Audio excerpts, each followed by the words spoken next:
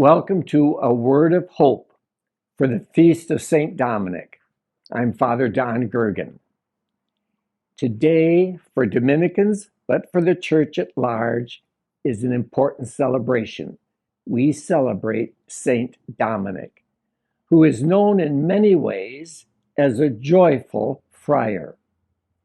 A very key insight that Dominic had when he established the order of preachers, which was established for the sake of preaching and the salvation of souls, was the need for a kind of integration, you could say integrity, between our way of life and our mission. The mission of preaching, but our way of life as communal, grounded in contemplative and liturgical prayer. And it's as if these are two sides of a coin, like inhaling and exhaling. They are both important. And in that context, we find someone like St. Dominic thriving because he was so committed to mission. And in being committed to mission, he lived the life to which he was called. But as I began, I said he was a joyful friar. And so one of the texts today that we can choose for celebrating the Feast of St. Dominic comes from the prophet Isaiah. Later, following the Babylonian exile, the excitement upon their return to Jerusalem.